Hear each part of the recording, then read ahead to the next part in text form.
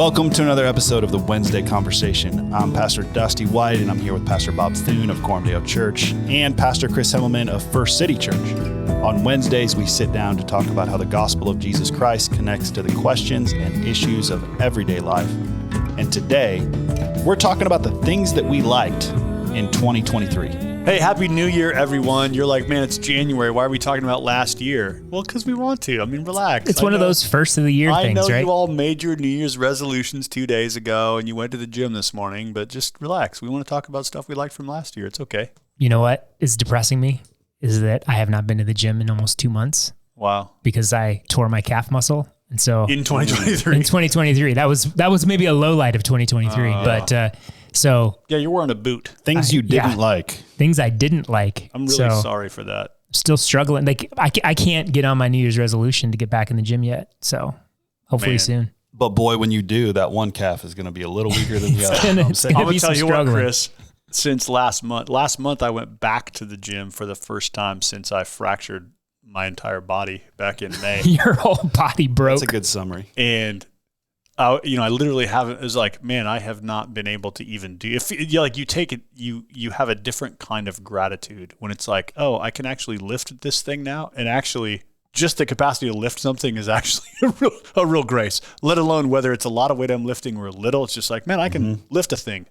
That's a blessing because my wrist has been unable to do that for a long time. So I feel much weaker than I wish I did, but I also am thanking the Lord that I can function. When you fractured your body, did you stand when you preached through? Did you preach much through that recovery? Did you stand? Yeah, my church knows. I stood up there with my cast on, my big old blue cast, waving it around. This dude, he broke stuff, and then like a couple weeks later, it looked like he broke something else, but really it was all the same incident. He just was discovering, just learning. I fractured my wrist, 2 ribs, and my pelvis, all in the same accident, but I discovered those things not in the same slowly over time. I was on crutches for a month in 2023, and everybody's like, oh, dude, I crutched up to the stage and then handed my crutches off to Zach, and he kindly took them down. And I was like, oh, now I'm going to preach, and people are like, wow, dude, you're on crutches. And then literally like 4 weeks later, I was like, hey, here's my cast on my arm. Here's the cast I should have had on with my crutches. Actually, my wrist was broken this whole time, and I didn't know it. So, man, I give you props for preaching standing up. I sat down for 4 sermons. You kind of have to, man. It was, I kind of got used to it, but it was weird. It was weird trying to preach sitting on a stool. It just feels like the whole delivery and presence. It's like you're just having a conversation. Yeah, I'm one of those cool seeker sensitive guys. Yeah, just chatting it up. The Sunday before, not a sermon. Yeah, the Sunday before I did it the first time, I was on Twitter and I found this tweet where someone was asking the question, is there a correlation between preaching while sitting at a table and the degree to which you preach heresy or something like that? And I just laughed so hard. I showed that tweet the first Sunday I sat down. I'm like, hopefully not. Hopefully the quality of my sermons will continue to be good even though I'm sitting down. But hey, we need to shout out some snacks for the first podcast of 2024. Yeah. David and Rachel Sundman. I don't really understand this snack. It's like a homemade waffle cone kind of a thing. And then they just gave us a whole container of spray whipped cream. It does come with cold whipped cream. You fill the waffle cone up with the whipped cream, and I'm not going to eat one right now because it looks very crunchy and the listeners would hear me chewing on it. But Chris, you ate one before we turned on the mics. And how would you describe, like, what do we? Yeah, kind of a cross between a ice cream cone without the ice cream and a cannoli, but different type of filling. Yeah. So it was tasty. Yeah, cannoli. That makes sense. Yeah. It's in the same category as a cannoli. This is definitely, like, if we had the history on this snack, this dessert, it's definitely a family thing. Yeah, it kind of feels that way. Rachel's family, David's family, somebody's here. They've been carrying this thing forward. Well, thanks for providing snacks for our first podcast of the new year. We want to talk about stuff we liked last year, and I primarily had in mind books when I thought of this topic. I just wanted to know, I always like hearing from, every time I'm together with friends who read, I'm like, hey, what are you reading that's good? So anytime a year concludes, I kind of want to know, like, hey, what'd you read last year that was good? And of course, in honor of our former podcast mate, Bethany, I'll probably also make you talk about what things are you listening to and watching, because she was always good at making us say, yeah, you guys don't be nerds. Like, don't just tell us what you're watching, tell us what you're listening to. Don't just tell us the books you're reading. And I respect and appreciate that. So, Chris, what's the best book you read in 2023? or maybe it's not the best, just an interesting book? Actually, pretty easy. As I was thinking about this, Genesis of Gender. Oh yeah, Abigail Favale. I read that. You gave that to me. Yeah, I told you. Yeah. Towards the beginning of last year, read it as part of prepping a theology seminar I did at First City. I think one of the best books that I've read in a while, actually, and particularly on the theology of gender. She focuses primarily on female, but fantastic. I thought it was fantastic. That's a good one. Dusty, you got a book that was good for you? I don't really have this one definitely was the best. I have just a handful of books that I enjoyed. So Forgive by Keller was a really good book. Yeah. That came out right before he died, actually. And then he passed while I was like reading that book, and we were reading as a team. So that made it better because I read it with our care and counseling team. And so we were able to chop it up, and that always makes books better for me. But also devotionally, I feel like what was really good for me was this summer, a friend of mine and I went through Ray Ortland's Psalm. It's like Ray Ortland's favorite Psalms turned into a little mini devotional book study. I think it's actually like a small group study. You kind of want to write one of those when you're 70. I do. You're going to have a few years of favorite Psalms stored up by then. And it's basically Grandpa Ray. So he does these videos with these Psalms. And so that was in the summer. I did it with a buddy. It was really like rich time in very familiar Psalms, Psalm 23, Psalm 51, you're going through Psalms, and it was just really rich time. But interestingly enough, this is going to sound funny, but I have like devoured the Atlantic. Funny because I finally subscribed. We talk about it like every third episode. Yeah. I like hijack a lot of links to the Atlantic, but I've devoured a lot of it. Now some of them are pretty shady, so you're like, never mind. Yeah. But at night I read the Atlantic, and I'm always like, lately at least, I've been eager for the next magazine. You read the actual next physical copy to drop. Yeah, that's what I was going to ask. Yeah. It's like different to read it as a physical artifact than to read an online article, isn't it? Yeah. Kind of feels nice to have it in your hand and doze off to sleep or something while you're reading it. Kind of makes you feel like a grandpa dozing off. Yeah. You're like, well, I'm going to sit over here and read my magazine. Read my TV guide. So my grandpa read the TV guide. All right. Well, I got a list. I got a stack to talk about. Devotionally, my favorite find this year is William Jay's Morning Exercises. William Jay is an old Puritan, lived in the 19th century. Morning Exercises is literally just a morning devotional. And it's one of those that the Puritans do where he takes like a verse or sometimes even like a phrase from a verse, and then he writes like 2 pages of reflections on it. And it's just like, yeah, this is amazing. Like, it slows you down to actually attend to the words. And shout out to my friend Ben Self. Ben he had been using this devotional for years, and when he moved away from Omaha, he gave it to me as like a going away gift to say, hey, thanks for being my pastor. Wow. And it's been it's like a used copy. I don't even think it's in print anymore. It's clear that he like bought it off of one of those used book sites, because it's got somebody else's name in the front. Yeah. It's like Jim somebody other. But it's been a really wonderful read every morning for me. 2 books that I'm going to tell 2 theology books that I really benefited from in 2023 were N.T. Wright's The Resurrection of the Son of God, like 20 years late. I think it was written in 2003. I finally read it, and man, it's powerful. N.T. Wright's stuff on the resurrection, it brought a lot of threads together for me. And this is a great book to give to skeptics. If you have people who are like readers and thinkers, but aren't persuaded about Christianity, what Wright does is this book is about the verifiability of the resurrection. He's basically just like, look, all the other theories that Jesus didn't rise from the dead are kind of they don't hold water. And it's not really a book of apologetics. It's more of a work of history. He's writing as a historian and just saying like, hey, here's all the only way you can make sense of the rise of the early church is if the resurrection happened. And here's all the other theories that people have given, and here's why they're all kind of lame. So, and it's very, very deep historical work. It's a big, thick book. I mean, if you pick it up, you'd be like, I don't know if this looks like about 700 pages.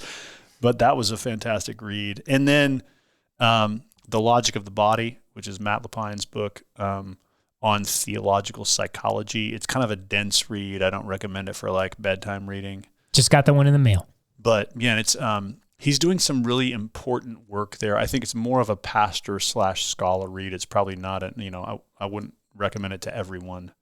But the work he's doing is trying to recover a Christian psychology that's not therapeutic, but that's also not just repent and do what God says. That he's like trying to carve out this space of basically leaning on Aquinas and saying, how does the Bible give us a robust psychology that can explain things like our embodiedness and why why anxiety sometimes feels like it just happens and we can't do anything about it. But then the Bible says, don't be anxious. Like, how do you make sense of all that? And what does sanctification look like? So I think that book was a pretty important read last year. Those two were like theology works.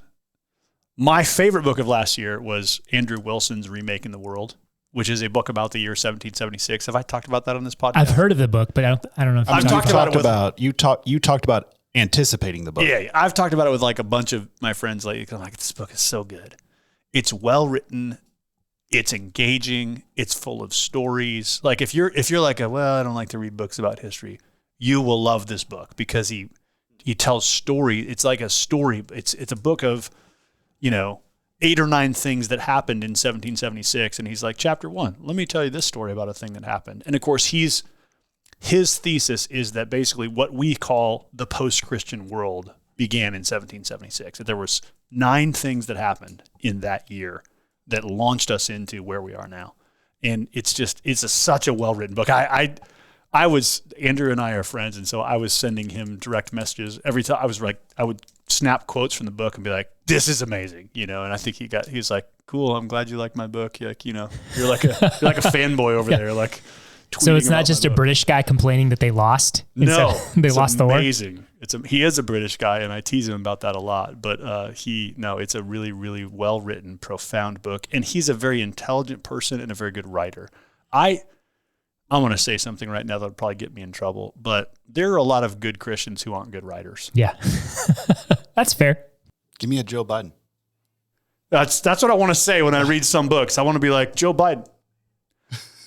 Just say like, hey, come on, man, learn how to write. Like, you have good content. It's not your content is bad or, but it's just, it takes you 7 hours to say what you want to say. And Andrew, his sentences are punchy and his stories are compelling, and it's just a really fun book to read. So I loved that book. My wife was teasing me because I was like, I sent her the audiobook and I was like, you got to read this so we can talk about it. I was like, this is our wives love it when we do that. Yeah. So those were some that I really enjoyed last year. And I think the ones I had the most fun reading in 2023. So a devotional book that I read, probably the best devotional book I read last year, is a book called Where Prayer Becomes Real by Kyle Strobel, recommended by our friend Todd Bumgarner. Read it as a staff, as part of last year. One of the things that we were emphasizing as a church is just growing in prayer. And so we read that as a staff, but it was also very much like, how are we growing personally? And fantastic book on prayer. Fantastic book on prayer. Really presses into thinking through just your practice and how to grow in that practice and how to overcome some of the hurdles and things that keep us from a robust prayer life. And so appreciated the categories, but also appreciated some of the push and some challenges. The way he framed some of the internal struggles that we have with prayer, like the way he engages how to deal with distraction, I thought was provocative in some ways. Some ways I'm like, I don't know if I 100% agree with all that he's saying, but it was provocative and helpful to the degree to which he was challenging, saying that, hey, maybe your distractions are actually related to things you should be praying about. You kind of have this agenda when you come in and you think, hey, I need to pray about this, and your mind starts to wander in other directions. Rather than sort of fighting for control, maybe those are the things you should consider taking to the Lord in prayer. So things like that, I'm like, I'd never thought of it that way. So there was a lot in there that I think anybody could benefit from that wants to grow in their prayer life. And then the other book that I read this year that I liked, my nerd book, is I read a Star Wars novel. Hang on. What does that even mean? Wow. So for the Star genuine Wars is a movie. That took a turn. So for the genuine Star Wars fans in our listening audience, Wow. they will appreciate this. Wow. So in post, so throw away 1, 2, 3, throw away all the stuff that's come out in the past 10 years or so. Just think of the original 3. So Which 4, are 5, and 6. 4, 5, and 6. So confusing. Yeah. So when these novels were written, that's the only thing that was out there. Okay. And on top of a couple like really silly Ewok movies. But so an author, Timothy Zahn, wrote a sequel to the 4, 5, and 6. So the OG 7, 8, 9. And these came out before any of the prequels came out, anything. And this is what the people wanted to see when they hoped that new movies would be made. This is what they hoped. They would have turned these novels into movies, but they didn't. Who's they? So we need to call them out. The star, well, Come on. probably Come on, George Hollywood. Lucas, Disney when they purchased all of that. So really missed an Can I opportunity. ask a question? How does this work with copyright laws? Like, how does your author friend just be like, I'm going to take George Lucas's characters and I'm going to write about them? Like, is that legal? Can I'm you do guessing that he got permission. Oh, okay. Yeah, because there was nothing was coming out, nothing had come out since the last movie, and so he sort of broke the 4 years of silence, so to speak. But actually, they're really well written. They actually are stay true to the characters, not like a lot of the current trash. Dusty's over here laughing at me. Well, I'm just trying to not fall asleep. I'm just saying this is what I read over the summer. It was just like, I need something to read that is entertaining, that kind of, that I enjoy kind of getting in touch with some of my nerd side, and they're actually good novels. So if you're a Star Wars fan and you haven't read these novels, read them. Put all the other stuff out of your mind, pretend there's only 4, 5, 6, and enjoy the ride. So I want to say this is what I love about Star Wars and what drives me crazy. Oh, what I man. love about Star Wars is it is such a compelling, like, everybody's story. Like, George Lucas did such a good job with those first 3 movies creating a world that tons of people have wanted to enter into. And so I'm compelled by, like, it's part of our cultural consciousness. Like, everybody knows Star Wars. The thing that drives me crazy is there's also no end to the Star Wars universe, and no one everybody disagrees on like what is the continuity of the story, what's what's canon, discontinuity, what counts and what doesn't count, and what are the real stories and what are the fake stories. It's just like you can't. It's like it's kind of like the world we live in. It's just like, man, well, if you go by what's considered canon today, these novels do not fit into the canon. They have been retrofitted out, which is terrible because these are actually legit, solid, in line with the original movies. Much of the newer stuff today, with the exception of a few things, is kind of trash. Let's raise money and make 7, 8, 9 the way they should have been made. Yeah, they'd be amazing. Amazing. What are you looking There's at? got to If be we're a gonna raise billionaire money, out it's not there. going to be for that. Yeah, there's got to be a billionaire out there who would like say, "Hey, I will fund this. I'm such a big Star Wars fan. I would fund these novels becoming movies." All right. Yikes. What do you got looking up over there, Dusty? Nothing, man. I'm just over here scrolling some social media. He checked out until when you Star guys- Wars came until out. you guys get done with Star Wars. I thought you were pulling up like. let me pull you back. One of the other books that was helpful to me was Prayer in the Night by Tish Harrison Warren. I'd never read it, but a couple people in our church had read it. I read it at night. I just decided, these are thematic. Yeah, I'm going to just go at night with these prayers. And so she walks you through certain prayers. That was good. Hey, let's talk about like stuff we did. Okay. Experiences, things you took in. Let me start. Go. And I don't want to get made fun of, but I'm going to risk putting this out there to the whole wide world. I started to care about plants. I'm proud of you. That sounds so funny to say. Okay. Plants are very, very. You should care about plants. Like God made them. JC and I, we had 6 children. So we killed any plant that was ever given to us for the first probably 10 years of our marriage at least. Just because you don't have time to think about it. Yeah. It was just like, well, I got other things I got to for sure feed and water. But right now I have 4 plants in my office and I'm like, I want them to do well, And so like I have this Christmas cactus. I'm just like, how does this thing know when to bloom? It like blooms in December.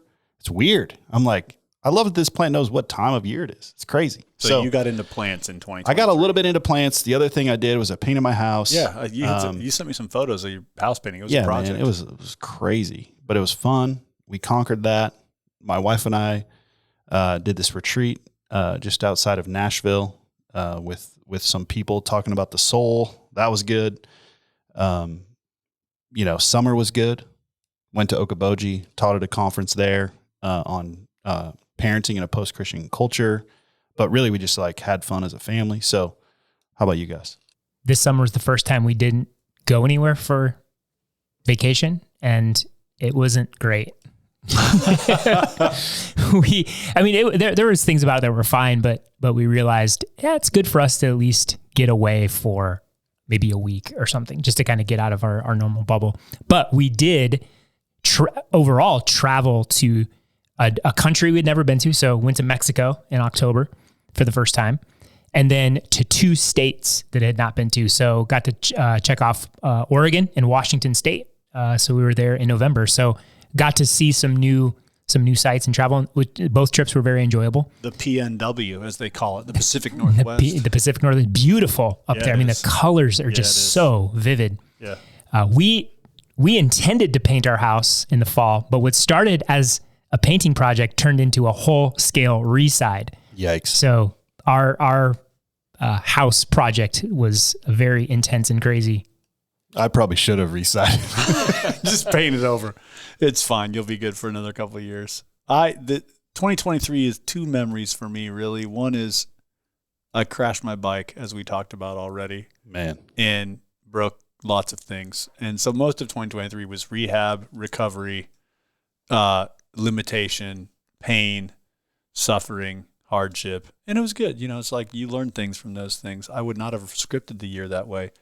I'm a person who loves when the weather turns nice. I like living in a place where there's 4 seasons, but like, man, as soon as the snow melts, I'm like, sweet, let's get outside. So literally it was like the first week of May, it was like the first time I took my mountain bike out. Like, we're going to go ride. And I was by myself, and I crashed, and I broke a bunch of stuff. And then I basically, like, the whole rest of the year while the weather was nice, I couldn't ride, couldn't even really do much. And so that was a bummer. That was a sad memory of 2023. And then my daughter graduating from college, so I got 2 kids now through college, which is a big milestone for us as a family. And so that's a big, big moment of 2023. Also, guys, I almost forgot this. My son got engaged. Yeah, he did. And there you go. That was really fun. So we're anticipating a wedding this year. Yeah. Congrats. It's a fun story. Yeah, he's marrying a girl. I was gonna say, how do you like explain the connection? It's like he's marrying the granddaughter of the people who led you to Christ, basically. Yeah, right? yeah. And so my neighbor family, who had the most influence on me as a young boy towards Christ, it's their granddaughter. So my childhood best friend's daughter, my son is marrying that. Wow. Yeah, it's crazy. What a story. It's an amazing story of grace. So pretty fun for our family. That's awesome. Tell me about is there a podcast you discovered in 2023 or even like a streaming show you discovered? So maybe those are the 2 categories. Streaming things, either audio or video. I mean, I'm not much of a TV guy, but I will say this. I've probably watched more football this year than I should have. Whoa. But at our house, lately at least, it's just been more Blue Bloods. Yeah. So I like that show. I'm like that kind of guy who, like, once I know the characters and the people and figure that all out, then I just kind of like stick with it. So yeah, it takes a lot for a show to lock me in. I'm just like not interested very much. Yep. Very long, I should say. Yep. All right, I got 2 or 3. I got a podcast I discovered was The Surprising Rebirth of Belief in God. It's a podcast tracking sort of the decline of new atheism. His tagline for it is How New Atheism Grew Old. It was interesting to me because I was in the middle of planting a church in the height of all the new atheist stuff. And so it was just that was a very real movement that I was interacting with and had friends connected to and showing up at conferences and doing debates. And I also heard Tim Keller say that when he wrote The Reason for God, he was mainly interacting with new atheism. But then by the time he wrote Making Sense of God, he could tell that the apologetic ground was shifting and that it wasn't really the new atheism questions. It was more the moral questions about, is Christianity good? And that was intriguing to me. So this podcast is intriguing because this guy traces basically what happened to sort of cause new atheism to kind of lose its luster. And I found it really interesting. So if you're into that kind of thing, that's a good podcast that just came out at the end of 2023. It might still be putting new episodes out there. I'm not sure, but I think it started like in November of 2023 as a podcast. So I liked that one. A couple streaming shows I got into. this past year. If you have kids, don't let them watch these. they're not like, I would not call them like honoring to Christ in the fullest sense, right? Like there's a lot of brokenness and fallenness represented in these shows, but also redemptive themes. And so that's something I am always attentive to, is I want to pay attention to stories and not just ask like, oh, is there language course or, whatever, but what are the redemptive themes here? So one that some friends turned me on to that I've really been intrigued by is called The Bear.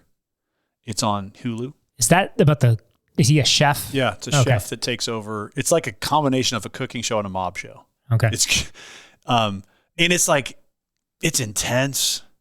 There's a lot of F words in the show. Like, it's like Chicago in all of its glory, but a really compelling storyline. And I think it's written by a pretty new scriptwriter. Like, I don't recognize the guy's name. I think this is the first thing he's kind of put out there, and I've been really intrigued by it. I don't know where it's going to go. It could be one of those things where you're listening to this and you start watching it and it like falls off a cliff and it's disgusting. But to this point, it's been really fascinating to me. It helps me as a preacher to try to enter into worlds where it's just like, the people in this show, the characters in this show don't have a category really for the gospel. And so how would I enter into their world? And that's how I tend to think when I watch shows like this. It's just like, how would I enter into these people's world and talk with them about Jesus? So that show was really interesting to me. So two shows that, one we watched together and one I just watched. So over the summer, Mindy and I binge watched the show. It's not new, but it's called White Collar. It used to be on the USA Network. I think the last season might have been 2017, maybe earlier. Ran for like 6 seasons, but the premise is the one main character is a very suave, debonair art thief. So he's a high profile art thief, and the other guy is the FBI agent chasing him. He catches him in the first episode, and part of this guy's sort of plea deal is he's going to help the FBI with white collar crime. So catch white collar criminals. So it's them chasing art thieves and embezzlers and various things. And it's very witty, kind of fast paced. The dialogue, the interaction between the two main characters is really enjoyable. The kind of supporting cast is all, so very good, like kind of cast chemistry and interesting kind of plots. And the tone overall it's not super intense. I mean, there are some episodes that are more intense than others, but for the most part, it's kind of got more of a fun, playful kind of vibe to the show. And it's very cultured. So you're like learning about various pieces of art and artists. And so it's just kind of fun. It was a fun show to watch over the summer. And then a show that I watched because Mindy's not really into heavy action shows, but Reacher. It's the Jack Reacher series. So again, not one you're going to watch with your kids. There's definitely some objectionable stuff, but overall, if you like action, you like a strong like action character, kind of throwback action character. It's a great series, and season 2 came out in December, and so I'm gonna at some point watch that soon too. The other thing I went and watched by myself was Full Swing, which was it follows all the high profile golfers. I never watch anything alone. And I watched all of that, and I wanted more because it was just that whole world was interesting to me. All right, how about this? Worst or most disappointing movie or book of last year for you? Oh, easy. This just happened a few weeks ago. So again, nerd. So Dusty, go, can pull up your phone and start Star scrolling. Wars, hold on. Not Star Wars. You use the restroom real quick. So Doctor Who. So like, this is like way above Star Wars as far as the nerdiness. So Doctor Who, big fan of Doctor Who, was a fan of Doctor Who as a kid. I had stopped watching after, so the most recent Doctor up until a couple weeks ago, the Doctor became female, which was somewhat controversial. We watched the first season of that. She was great. The writing and the scripts were kind of terrible. So I hadn't caught up with, I think she was in it for maybe 3 seasons. And so we missed the previous 2. Anyway, they bring back the most famous Doctor, like the one everybody says, David Tennant, the best Doctor, for 3 episodes. They're going to bring it back for 3 episodes to try to revive the series because ratings were down or whatever. And Doctor Who's now on Disney Plus. So I'm like, sweet. They're going to do 3 episodes in December. My favorite doctor's coming back. This is going to be great. First episode comes out, and you want to talk about a woke agenda, like not a peripheral character, not just kind of a throwaway, but central to the plot. It was terrible. Like I was sitting there going, this kind of feels like what they did to Star Wars. They ruined my childhood. They destroyed my and Doctor Who had, through the years, they would throw little woke things in, but it was always kind of just these like little throwaway moments where you're like, that's kind of dumb, but it's not really central to the plot. This was central, like a trans character was central to the plot. And you're like, yeah, wow. This has just become terrible. So that was the worst. Okay. I do have a good movie, and I'm not a movie guy. I know. I'm going to let you go. Okay. I'm going to let you go. No, I don't have one. I want to know what your most disappointing. I don't remember. I mean, most. I'm kidding. Everything disappointing. Well, you have a good one. Go ahead. Share your My good one is Top Gun Maverick. Oh, yeah, sure. And I'm just like I just don't get into it, but I got into that. Sure. Top Gun Maverick. See, and, I thought it was a good movie, but some people are like, that's like one of the best movies I've ever seen. I'm like, maybe. Maybe it's just the storyline and like where I was at, listen, you know, because you revert back to the first Top Gun and all that. So maybe it was that. I don't know, but it was How good. about if we just say that I think Tom Cruise and Val Kilmer were the same age? Yeah. No kidding. Like them in that movie look like completely different human beings. So I can't really get my mind around Maybe that's what's going to happen to you and I. Yeah, like, it could be. You're going to look fine. You're going to be Tom Cruise, and I'm going to be Val Kilmer. Or vice versa. And they're going to be like, wait, wasn't Dusty a couple years younger than Bob? But why does he look worse? Did you see the new Mission Impossible movies last year? The Tom Cruise, like that was really good. Okay. And the stunts where he rode the bike Bob, off the mountain. That's not what Bob wants to hear. He wants to hear what was bad. No, I liked it. I watched it and I was like, well, I guess if you want to jump a bike off a mountain and then paraglide down on whatever he did down onto a moving train, I guess I can believe that you could pull that off, but I'm not sure you can do that in the real world. Yeah. But as far as action films go, yeah, it was good. What were you bummed by? I don't. He was bummed by Barbie. Yeah, he had high hopes for Barbie. I have heard a lot of people trash Napoleon. I haven't seen it. I haven't seen it. But I've either. talked to a bunch of people who saw it like, yeah, it's just disappointing. So I think there have been some movie releases that were like super hyped, and I was like, I didn't see Barbie, so I can't speak to whether it was interesting. I mean, it was clever. That one. Yeah. There's a lot of movies that came out last year that I still haven't seen. I'm not really like a super current moviegoer. I usually wait till they come out on my TV and then I watch them 6 months later. Was Barbie like crazy woke? I like that you've watched it, by the way. Yeah, I mean, yes, in ways that you kind of expected, but it was also clever in ways that you didn't. So I went in expecting it to be woke and expecting the agendas, and they were there. But there were also these moments where you're like, oh, it's actually trying to be somewhat thoughtful and creative and clever. It was almost like too much going on. So my critiques of Barbie wasn't necessarily the wokeness. It was more, I think it was trying to do too much. I'm about to offend some people. Guys, Bob, did you hear that? He's seen Barbie. Like, that's just the moment right here. What? I'm a culturally relevant pastor. I'm a missional pastor. For that. I just, I have.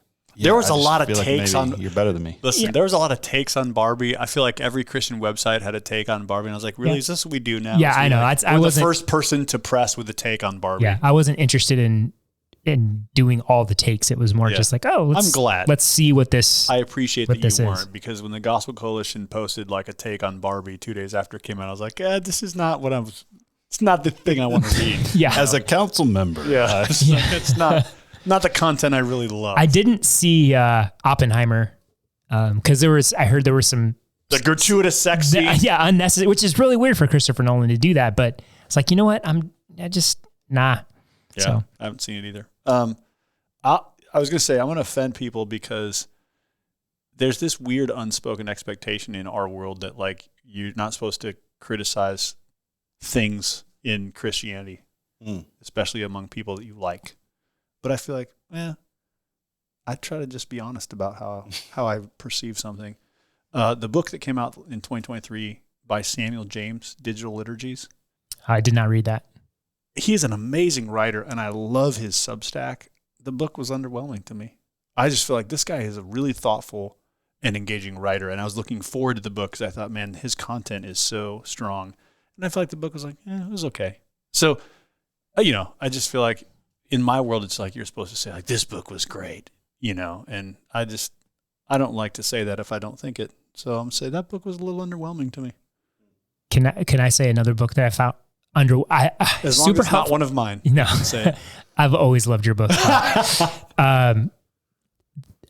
The Great De-Churching to me, the data was super helpful. But it was a blog post. But yes, exactly. Beyond that, I was like, this is a book? I don't know if you That's what I think. Yeah. I think that there's a tendency in Christianity to take really good blog posts that would be good at 1,000 or 3,000 or 5,000 words and turn them into a 50,000 word book. Yeah. And I just feel like, man, I feel what you're feeling there. Just like sometimes it's not as compelling as just like a really precise, well-worded short piece that's just like, here's what we learned. Yeah. And here's the interesting takeaways. Yeah. Because beyond the data and a couple implications, it's like I didn't find it particularly helpful or inspiring or anything. So I don't want to, again, helpful for the data and some insights into the data, but as a book, I was a little disappointed. Wow. It's okay. You can be disappointed in books, Dusty. You don't have to like every book that comes out. And we don't have to pretend that every book that comes out is as good as it could have been. It's okay. And that's just... Mine aren't. I was telling a story about when Walker and I first published The Gospel-Centered Life, and one of the reviewers was like, sent us this feedback. It was like, hey, guys, found it mostly helpful. You didn't mention the Holy Spirit one time.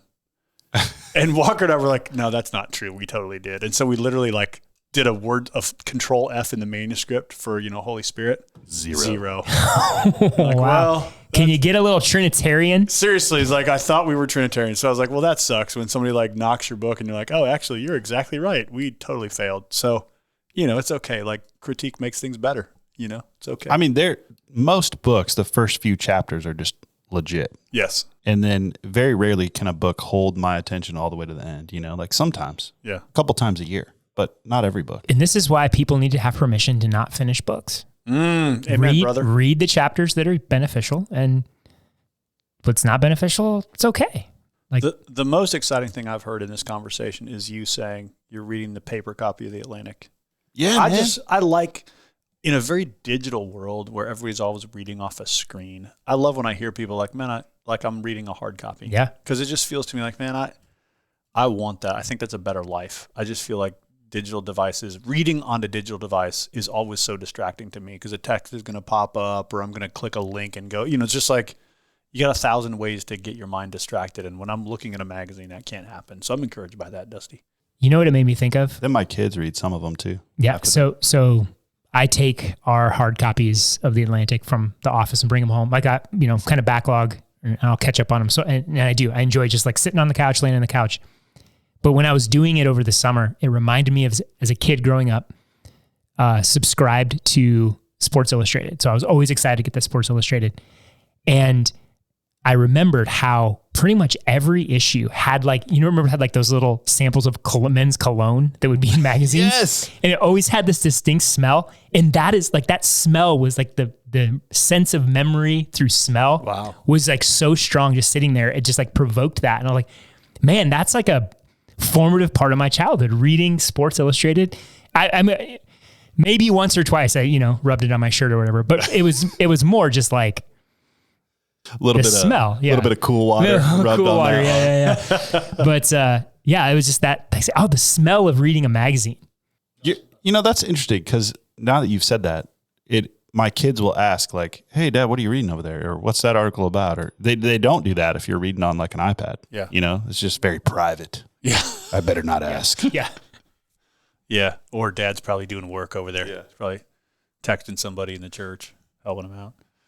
Well, I hope that 2024 will be full of joy and grace for all of you who are our listeners. And we will be coming back to you every Wednesday with new episodes and new content. So if there is a topic, a thought, an idea that you want us to talk about, by the way, every email that you send, we consider the things you want us to talk about. We don't always do it. Yeah. There's some that we read and we're like, yeah, we're not talking about that. It's not because we don't like your idea. It's just because we don't feel like it'd be the best thing for this podcast. The whole world, yeah. Yeah, or that we don't feel like we have anything really meaningful to say about it. It's like some of the things you're asking about, I'm like, man, that's a really good question. I don't have any knowledge in that area. So I could turn on the microphone and just sit there for 30 minutes. But so just I'm saying all that, listeners, to say we always love hearing from you and knowing what it is you'd like us to talk more about, whether that's a biblical topic, a theological topic, a cultural topic. Those are the three categories we try to weave together on this podcast: is the scriptures, Christian theology and history, and then what's going on in the modern world and in our culture. So if you have something you want us to talk about this year, we'd love to hear from you. Thanks, David and Rachel, for today's snacks. The goal of this podcast is to equip our own churches for discipleship and mission. So if you're a Christian or a church leader in another context, we thank you for listening in.